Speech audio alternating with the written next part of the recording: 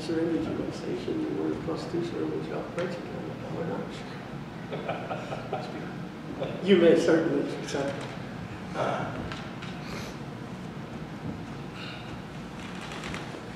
Thank you very much for this opportunity to come and speak at such a timely event in the end of persons' lives.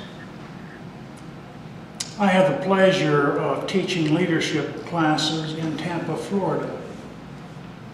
And one of the things that I teach there is love. Everyone here was born with a need to be loved. And you never lose that need, no matter how cranky you think you may be. You never lose the need to be loved. The other thing that we teach is the greatest fear that you have is rejection. And we are rejected on numerous scales, numerous events, numerous organizations. But I'm going to tell you something about love. When I go into a church, as I try to put churches back together, one of the things I always say to them is if you love from your heart, people will recognize the love you have. And they will follow you anywhere, knowing the fact that you really love them. And then I always say, don't ever try to outlove me. Because if I love you more than you love me, I'm in control. And so don't ever try to outlove me. Having said that, about 25, maybe 30 years ago, a lady came and spoke to us. Her name was Maggie. Spoke to a group of clergy. And Maggie was, at that time, was probably 80-some years old. And we were sitting there at our tables, and we had a piece of paper in front of us.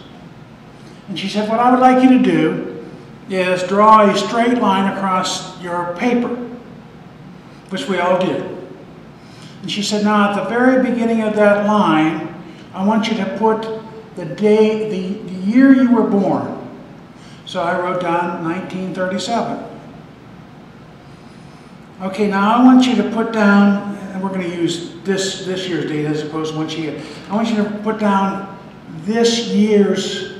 And so I would write down 2014. Now she said, based on your family history, how long do you think you will live? And I thought to myself, let's see, my dad died at 75. My mother died at 98 and a half. So I hope I have her genes so that I can at least try to make it to 90. Now the sad part about that is 1937, 2014, and then we hit 90.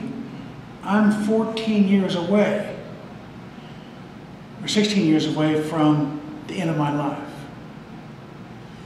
And that's kind of frightening, given the fact that everybody wants to go to heaven, but nobody wants to die to get there. It's a trauma that you've all gone through, living the life of, quote, hell on earth when you lose somebody you love so much. I read a wonderful story about a young man. His name was Willard. And Willard was one of those persons that was rejected. Perhaps you can relate to that because of something that you do in your life. Willard was a farm boy. He wore clean clothes, but when he would come to school, you could see that there were patches. And so the children in his grade, the 6th grade, they didn't want really too much to do with him. He never smiled.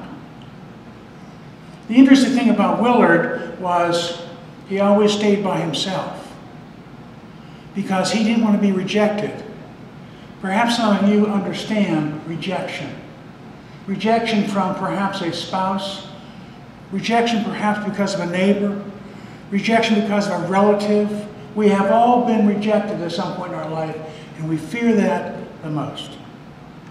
The teacher of Willard did everything she could to bring him around, to make him feel like he was really somebody special. But he never smiled. He was always by himself because the kids didn't want anything to do with him. In today's world, it's called bullying. And it's such a trauma in the school system today that young people commit suicide because they are rejected.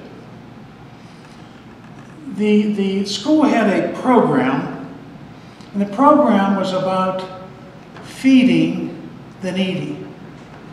And we've seen this in schools, we've seen this in churches, where the members bring food, canned goods, into the church. They gather that up, and they either take it to a food bank or to a particular family in need. And so this school had this program to bring in canned goods to feed the people that were poor. And so all the children brought these canned goods and placed them in a box on the teacher's desk.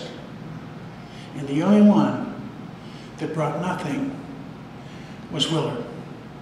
And the reason Willard brought nothing is he had nothing.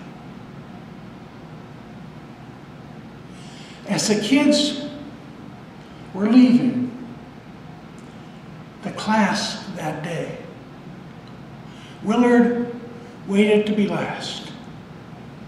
And he went up to the teacher, and he reached in his pocket, and he pulled out a nickel, and he put it in a box. And he said, "Ma'am, I really don't need milk today." You see, what he did is he gave it all. He didn't give a bit of it. He didn't give a little bit. He gave it all. And so as we look at our lives, what are you giving? That scenario that I spelled out, that I had like 16 years left, was probably changed my life. I treat my wife better. I treat the people in the church better.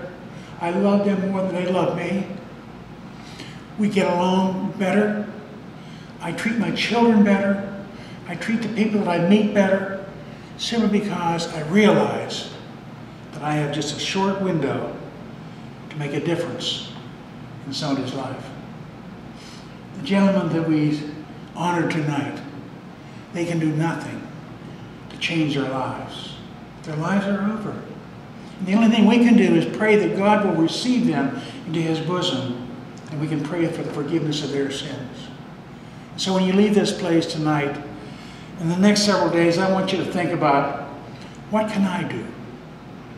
What can I do to change someone's life? Simply because I love them. God bless you.